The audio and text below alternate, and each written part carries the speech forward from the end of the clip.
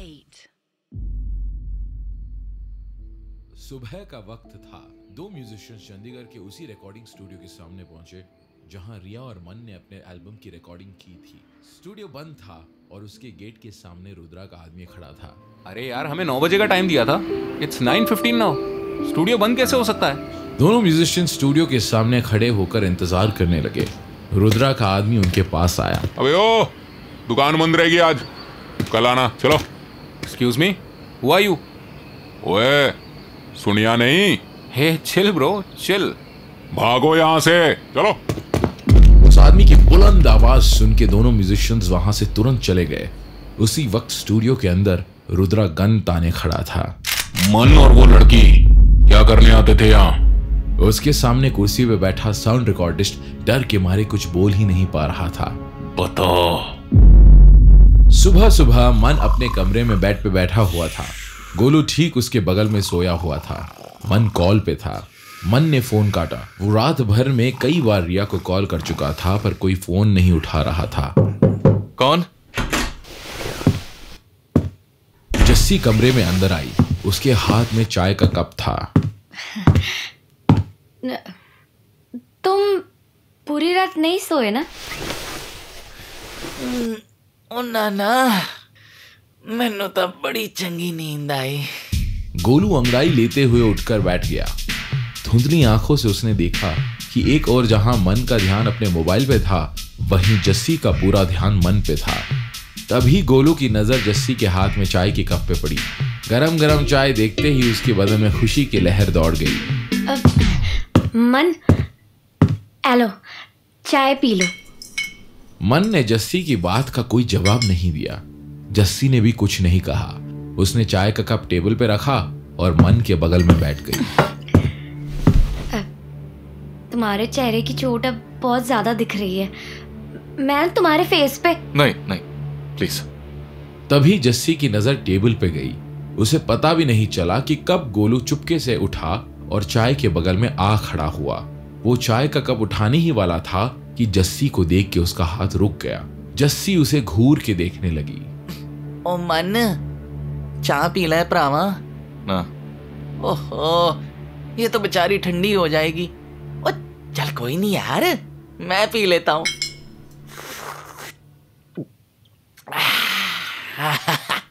मजा ही आ गया यार। जस्सी गुस्से में मुक्का ताने गोलू की तरफ बढ़ी। तभी गोलू की नजर जस्सी की उंगली पे गई। ओ बेटे, अंगूठी तो बहुत बढ़िया है, ये कब ली? अंगूठी की बात सुनते ही जस्सी का हाथ हवा में रुक गया। अब मन ने भी जस्सी की तरफ देखा। जस्सी ने धीरे से मन की तरफ हाथ बढ़ाया और उसे अंगूठी दिखाई। मन, वो ये तो बीजी की अंगूठी है। मुझे तुम्हारी मम्मी जी ने आज सुबह दी। एक मिनट, मेरी मम्मी जी ने तुम्हें बीजी की अंगूठी दी?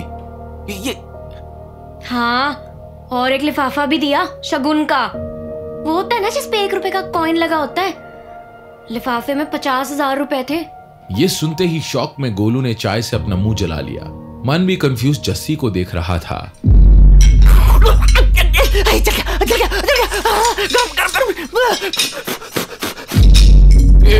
ओए गोलू, एक मिनट यार। क्या क्या तुमने?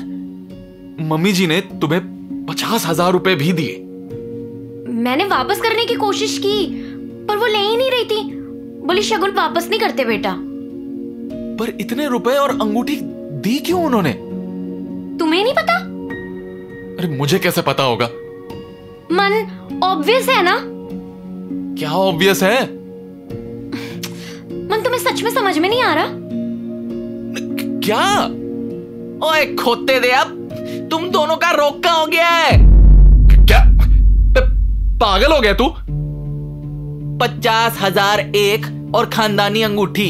ओ वीरे, सारे लोग की वाईफाई ते हैं ते तेरा दिमाग नेटवर्क ही नहीं पकड़ रहा है। पर मम्मी जी के दिमाग में हमारे बारे में ये सब आया क्यों? तुमने उन्हें बोला था क्या कुछ हमारे बारे में? हमारे बारे में क्या? हाँ, वैसे हमारे बारे में क्या? फिर क्यों? हेलो हेलो, नहीं जी, नहीं लेना क्रेडिट कार्ड। नहीं नहीं, ओ मैडम फोन रखो यार। मन ने फोन काटा और फिर से रिया को फोन लगाया। जस्सी समझ गई मन उस समय बात करने की हालत में नहीं था। वो चुपचाप उठ के वहां से चली गई। रिया कमरे में कुर्सी पे बैठी थी। उसके हाथ पैर अभी भी कुर्सी से बंधे हुए थे, पर अब खिड़की से सूरज की रोशनी आ रही थी। कमरे में एसी ऑन कर दिया गया था और रिया का मुंह भी खोल दिया गया था। Hello hello. तभी कमरे का दरवाजा खुला और एक आदमी अंदर चल के आया। उसका चेहरा कपड़े से ढका हुआ था। मुझे प्यास लगी है। आदमी ने कोने में रखी टेबल से पानी की बोतल उठाई और रिया के पास आके उसे बोतल से पानी पिलाया।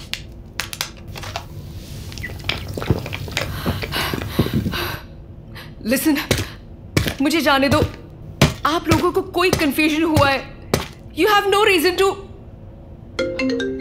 मेरा फोन, प्लीज मुझे जाने दो। ये मन बार बार क्यों कॉल कर रहा है? मन का नाम सुनते ही रिया चुप हो गई। वो ध्यान से सुनने लगी। अबे मन तो कॉल करेगा ही, तूने अभी तक फोन ऑफ क्यों नहीं किया? ऑफ कर। रिया की सांस फूलने लगी। उसे अचानक एहसास हुआ कि उन लोगों ने उसे धोखे से नहीं उठाया था। अगले ही पल उसके सामने खड़ा आदमी कमरे से बाहर चला गया।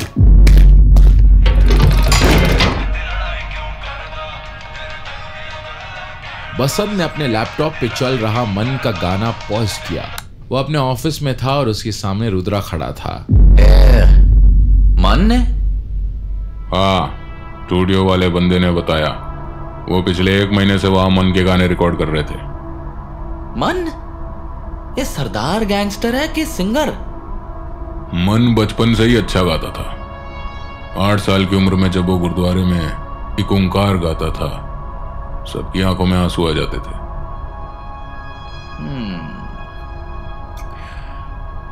ਤਾਂ मन सिंगर है। बचपन विच भी चंगा गांदा सी।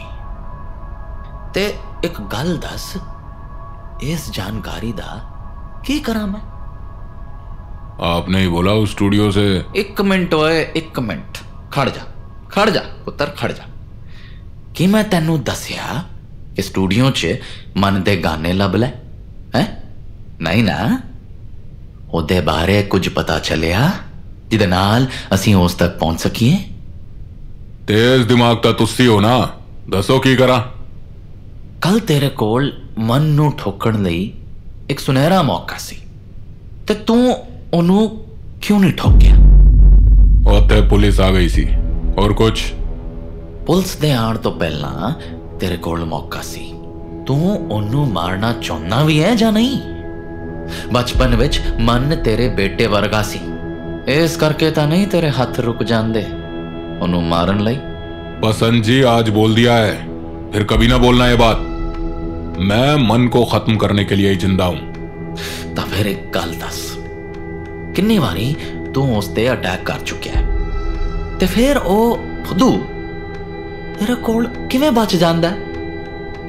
मैं तेनू जेल तो छड़ाया क्योंकि तेनू मन नू मारना सी, पर मैनू नहीं पता सी कि 10 साल जेल च रह के तेरे हत्थां ते पैरां च जंग लग गया है।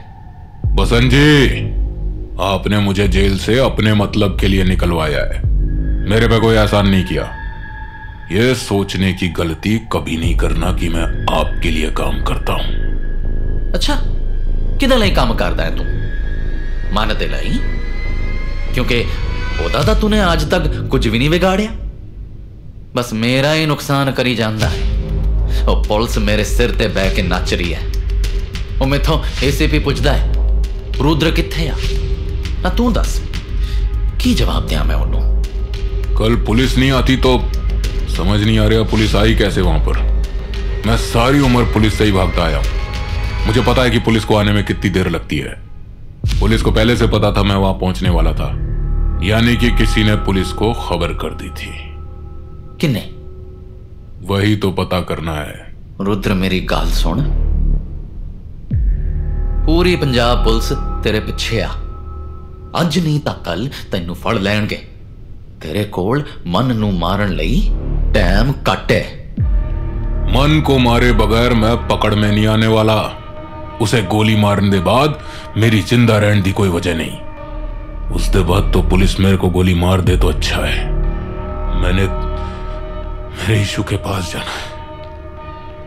एक आखिरी मौका है, जे तू मार सकदा है ता मार दे। ओ कुड़ी रिया, ओदा नंबर मैं ट्रेसिंग ते लगाया सीगा। ओदा पता चल गया मन ओ किथे है। ਇਹ खबर ਜਦੋਂ ਅਸੀਂ ਮਨ ਨੂੰ ਦੇਾਂਗੇ ਤਾਂ ਉਹ ਜਾਏਗਾ ਉਹਦੇ ਲਈ। ਇਸ ਵਾਰੀ ਮੈਂ ਤੇਰੇ ਨਾਲ 2-4 ਬੰਦੇ ਨਹੀਂ ਬਲਕਿ ਇੱਕ ਪੂਰੀ ਫੌਜ ਭੇਜਾਂਗਾ। ਉੱਥੇ ਤੈਨੂੰ ਜੋ ਵੀ ਮਿਲੇ ਮਨ ਉਹ ਕੁੜੀ ਜਾਂ ਕੋਈ ਵੀ सब ਨੂੰ खत्म करना है। मन के घर में जस्सी अपने मम्मी पापा के कमरे में पहुंची। उसकी मम्मी कमरे में डस्टिंग कर रही थी। मम्मी जी। हाँ पुत्र। मम्मी जी मुझे ना आपसे बात करनी है। अभी नहीं पुत्र, अभी मेरे सर में बड़ा दर्द हो रहा है। मम्मी मुझे आपसे बड़ी जरूरी बात पूछनी है। ओहो, बोल हुण की होया? मम्मी जी, मन की मम्मी ने ना कल मुझे अंगूठी और 50,000 रुपए दिए शगुन के लिफाफे में। मन की मम्मी को भी ना मन की शादी की ज्यादा ही जल्दी है। पहले तेरे पापा जी ने तेरी और मन की शादी के लिए उसकी मम्मी को हाँ कर दिया था, अब मना कर रहे हैं। अब मैं क्या जवाब दूं सबको? मैं तो परेशान हो गई हूँ। हैं? मम्मी मैं 20 साल की हूँ। हाँ तो मदबल ये कि मेरा ब्याह 18 दी उम्र हो गया सी, तो तेरा ब्याह 20 में क्यों नहीं हो सकता? मम्मी मेरी और आपकी जनरेशन में फर्क है कोई? ते हम कोई पुराने ख्यालों के थोड़ी हैं। तेरी लव मैरिज करा रहे हैं। तुम दोनों तो एक दूसरे को पसंद करते हो ना। ये किसने बोला आपसे? जस्सी बेटा मेरा दिमाग ना तू और ना खराब कर। पहले तेरे पापा जी से बात करने दे कि उन्होंने शादी को मना क्यों कर दिया। पापा जी ने हाँ कर दिया, मना कर दिया मेरी शादी के लिए, और मुझसे पूछने का सोचा तक नहीं आप लोगों ने कि मुझे शादी करनी है कि नहीं। जस्सी खबरदार जो मेरे साथ बकवास की तो ये सब शहरों में चलता होगा। ये बॉयफ्रेंड गर्लफ्रेंड बनाना और फिर शादी नहीं करना, यहाँ नहीं चलेगा ये सब।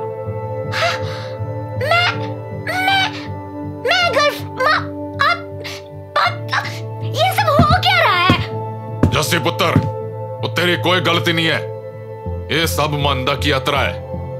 ओए पुत्र, वो तेनू बेवकूफ बना रहा है। जस्सी ने पलट के देखा तो दरवाजे पे तारसेम खड़ा था। उसका चेहरा गुस्से से लाल था। पापा जी, मम्मी क्या कह रही है? आपने मेरी और मन की शादी की बात कर ली। वो मेरी गलती थी यार। वो मैंने बंदा पछाड़ने में गलती कर दी। और सुन लो, तेरा ते मन दा ब्याह नहीं हो सकता। आप ये क्या कह रहे हो? मम्मी जी, वो थानू पता भी है, वो पटियाला दे एक होटल विच जांदा है एक शहर दी कुड़ी नाल मिलन वास्ते। पापा जी। आयो रब्बा, हमारा मन? अरे ओए हमारा कोई नहीं है मन। वहां उस लड़की के साथ चक्कर चल रहा है ओदा, यहां हमारी जस्सी के साथ। पर मैं उन्हें नहीं छड्डांगा। जस्सी ने जैसे ही तारसेम के मुंह से ये धमकी भरे शब्द सुने, वो चुप हो गई। उसका दिमाग तेज दौड़ रहा था। अचानक उसकी आंखें बड़ी हो गई। उसे समझ आ गया था कि तारसेम की बात का क्या मतलब था। वो अपने पापा के सामने जाके खड़ी हो गई। बाप बेटी ने एक दूसरे की आंखों में देखा। पापा जी, सच सच बोलना, आपको मेरी कसम है, रिया कहाँ है?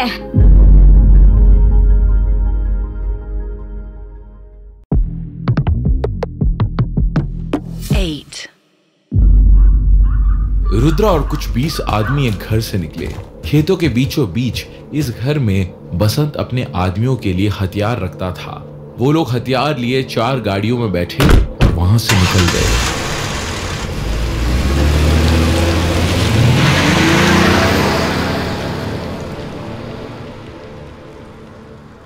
जस्सी अपने मम्मी पापा के कमरे में तारसेम के सामने खड़ी थी।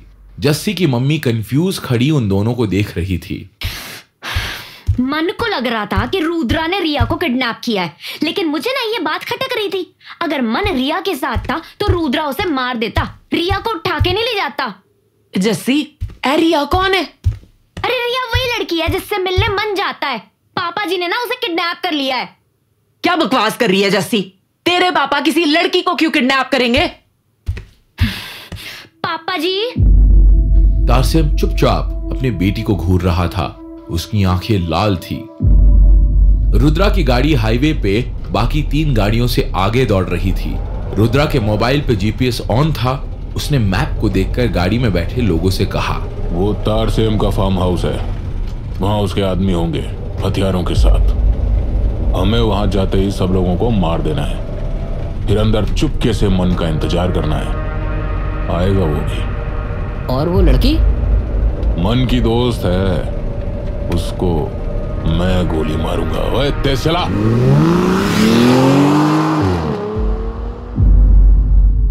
जस्सी तारसेम की आंखों में देख रही थी। तारसेम अभी भी चुप था। पापा जी, आपने ये ठीक नहीं किया।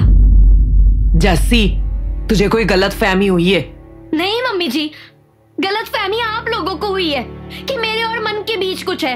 और फिर पापा ने जब मन को उस लड़की से मिलते हुए देख लिया तो उन्हें लगा कि मन मेरे साथ है और उस लड़की से चक्कर चला के मुझे धोखा दे रहा है। मुझे अच्छे से याद है, कॉलेज में एक लड़के ने मुझे वैलेंटाइंस डे पे गिफ्ट दिया था। जब पापा जी को पता चला था तो इन्होंने उस लड़के को घर पहुंचने से पहले ही उठवा लिया था।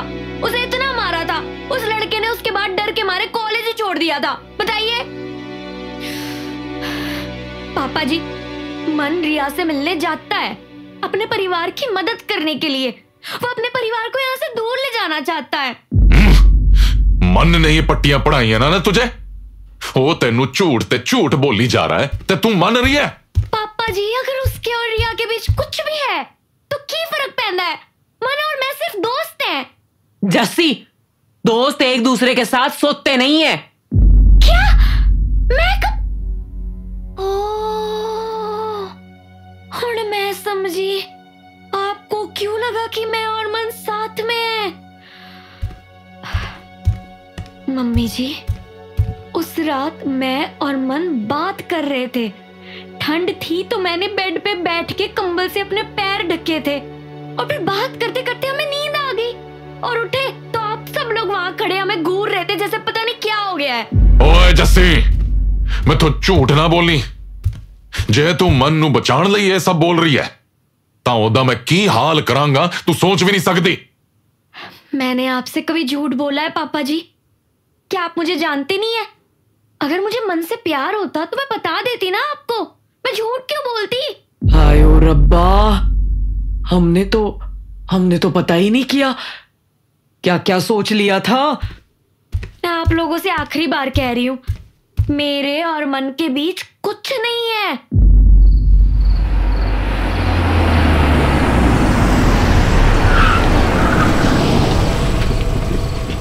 रुद्रा और उसके आदमियों की गाड़ियां तारसेम के फार्म हाउस पे पहुंची। रुद्रा की गाड़ी में बैठे सभी लोगों ने अपनी अपनी गन निकाल ली। सब लोग गाड़ी से उतर के तारसेम के फार्म हाउस की ओर भागे।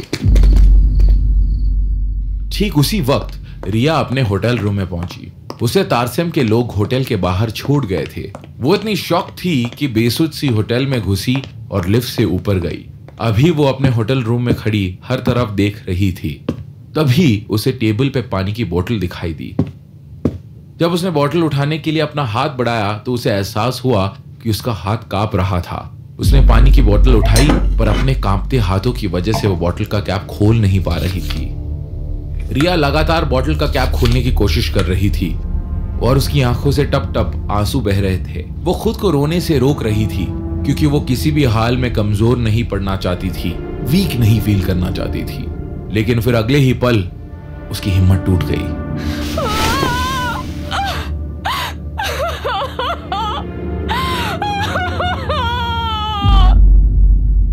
दूसरी ओर तारसेम के फार्म हाउस पे रुद्रा के आदमी फार्म हाउस का दरवाजा तोड़ के अंदर जा चुके थे। उन्होंने हर तरफ देखा लेकिन वहां कोई दिखाई नहीं दिया। रुद्रा चुपचाप फार्म हाउस के बीच में खड़ा था। सभी गनमैन उसके पास आके खड़े हो गए।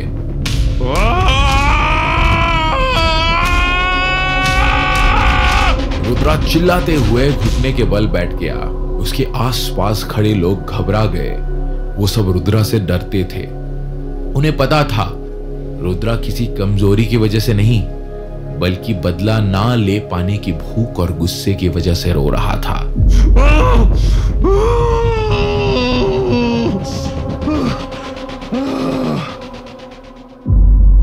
शाम के वक्त मन तेजी से अपने कमरे से निकला। जस्सी और गोलू उसके पीछे भागे।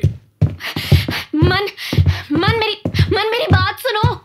मन सीधा तारसेम के कमरे की ओर बढ़ा। मन को देखकर तारसेम खड़ा हो गया।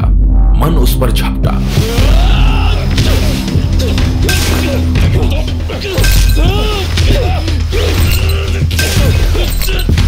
मन तारसेम का गला पकड़ना चाहता था, पर तारसेम ने फुर्ती से उसकी गर्दन अपने हाथ में ले ली। तारसेम के लंबाई के कारण मन के हाथ उस तक पहुंच नहीं रहे थे। मन, क्या कर रहे हो? मेरे पापा जी पे हाथ उठाओगे? पापा जी, आप भी छोड़ो मन को। धीरे धीरे मन ने हाथ पीछे कर लिए। तारसेम ने भी उसका गला छोड़ दिया। आपने रिया को किडनैप किया। एक बार भी ये नहीं सोचा कि क्या बीती होगी। ओए, मैंने तेरे और जस्सी के बारे में जरूर गलत समझा होगा, पर तू क्या कर रहा था? तूने वो सोचा है? क्या किया मैंने? क्या किया? ओए, तू इस माहौल विच उस लड़की नू मिलन वास्ते क्यों जा रहा सी? उसी से मिलने गया था ना उस दिन जब उन्होंने तेरी गड्डी ते गोलियां चलाई सी। और तू और गोलू मर सकते थे। और तेरे पीछे वो लोग इत्थे अटैक कर सकते सी। वो लड़की तेरे लिए अपने परिवार से वड्डी हो गई हैं? जवाब दे। मन के पास तारसेम की बात का कोई जवाब नहीं था। उसने नजरें नीचे की और वहां से जाने लगा। उनकी बुलंद आवाज सुन के अब तक मन की मम्मी, चाची और जस्सी की मम्मी भी वहां आ पहुंचे थे। तारसेम भाई जी, की होया? भैन जी, मन नू पुछो की होया? मन, हाय मन, तुझे कितनी चोट लगी है पुत्र? की होया? कैसे लगी है? नहीं, कुछ नहीं मम्मी जी, बस एक्सीडेंट हो गया सी। ये कह के मन कमरे से निकल गया। रात के 11 बजे एसीपी करनैल सिंह गाड़ी चला रहा था। उसके साथ गाड़ी में एक इंस्पेक्टर और सादी वर्दी में एक हवालदार बैठे थे। एसीपी ने इंस्पेक्टर की ओर देखा। तू करनाल से है ना? नहीं जी, पठानकोट। पर पापा जी की पोस्टिंग हुई तो पटियाला आ गए। फैमिली का यहाँ मन लग गया तो पापा जी के रिटायरमेंट के बाद यहीं बस गए। बड़ी शांत और खूबसूरत जगह है पटियाला। मैं तो यहीं पैदा हुआ, यहीं पला बड़ा। पटियाला मेरा घर है। पर अब इन गैंगस्टर्स ने इसे खून की होली खेलने का मैदान बना रखा है। ये बसंत, रुद्र, तारसेम और वो स्नाइपर सिंह, मन, साला इन सबको मैं खुद एक एक करके गोली मारूंगा। यही इलाज है जी इनका। खबर पक्की है ना? हाँ जी। वो पटियाला के एक रेजिडेंशियल एरिया में थे। करनैल ने एक घर के सामने गाड़ी रोकी।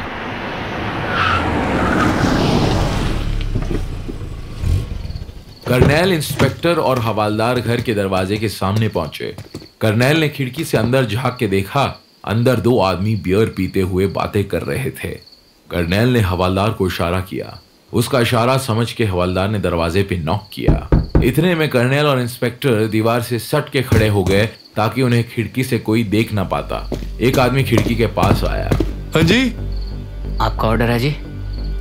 वो कौन सा ऑर्डर? हमने कुछ नहीं मंगाया। एड्रेस यही है जी, 1 बटर चिकन और 2 नान। उस आदमी ने 2 सेकंड सोचा और फिर अपने साथी से पूछा, ओए, तू चिकन मंगाया ऐसी? और ना ओए। अच्छा, तो फिर बटर चिकन खाएगा? हाँ, क्यों नहीं। दरवाजा खुलते ही करनैल, इंस्पेक्टर और हवालदार फुर्ती से अंदर घुसे। इससे पहले कि वो 2 लोग कुछ समझ पाते, करनैल और इंस्पेक्टर ने अंदर आके उन पे गन तान दी।